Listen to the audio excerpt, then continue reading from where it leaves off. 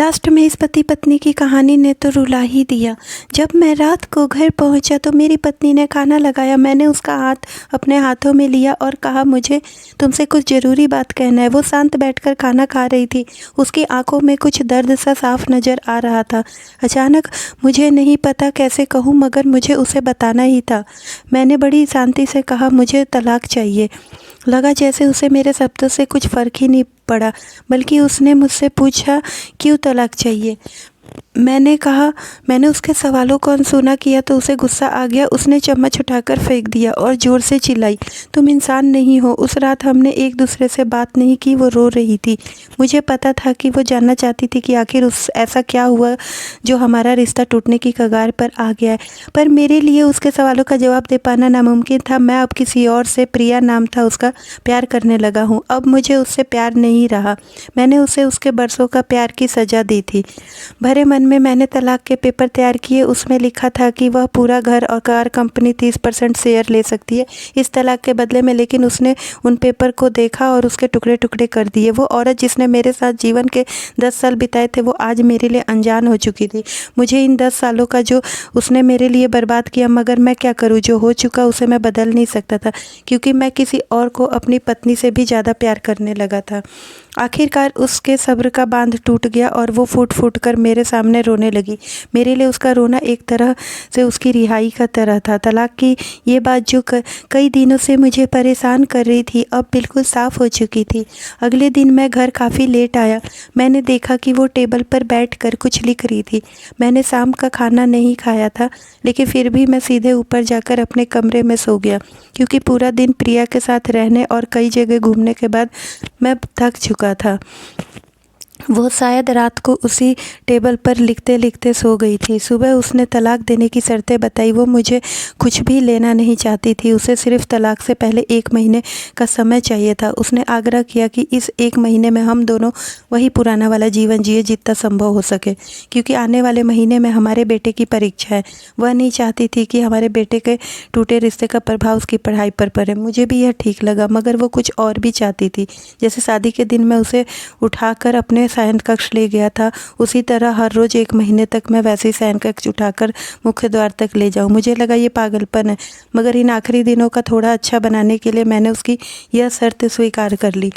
मैंने प्रिया को अपनी पत्नी की सभी शर्तें बताई। वो हंसने लगी। उसे लगा मेरी पत्नी कितने भी तरीके अपना ले, तलाक होना तो तय है। मेरी पत्नी और मैं किसी से भी इस दौरान नहीं मिले थे, लेकिन उस दिन जब मैं उसे पहली बार उठाकर गेट तक ले गया तो हम दोनों काफ़ी अजीब महसूस कर रहे थे। पीछे से हमारा बेटा भी खिलखिलाकर खुश हो रहा था। अगले दिन यह काम थोड़ा सामान्य और आसान हो गया। वह मेरे सीने से लगी थी और मैं उसकी खुशबू महसूस कर रहा था। ऐसा लगा जैसे कई दिनों बाद मुझे यह खुशबू मिल रही थी, या फिर कई दिनों में मैंने इसे होने का महसूस नहीं किया था। पहले जितनी उसमें वो कसाव नहीं था और चेहरे पर कुछ हल्की झुर्रियाँ नज़र आ रही थी और बाल भी सफ़ेद होने लगे थे। ये वही औरत थी जिसने अपने जीवन के 10 साल मुझे समर्पित किए थे। चौथे दिन जब मैंने उसे उठाया तो वो पुरानी रोमांच लौटने लगी थी। 5वें और 6ठे दिन में वो पुराना प्यार फिर जागने लगा। मैंने प्रिया को इस बारे में कुछ नहीं बताया था। अब उसे उठाना और आसान हो गया था। शायद हर रोज़ का यह सब करने में मैं आदी हो गया था। एक दिन वह अपनी पसंद की साड़ी निकाल रही थी, लेकिन कुछ खास नहीं ढूंढ पाई। उसने सांस भरते हुए कहा कि उसके सारे कपड़े बड़े पुराने लगे हैं। तब मुझे पता चला कि वह काफ़ी दुबली हो गई है और इसीलिए मैं उसे आसानी से उठा पा रहा था।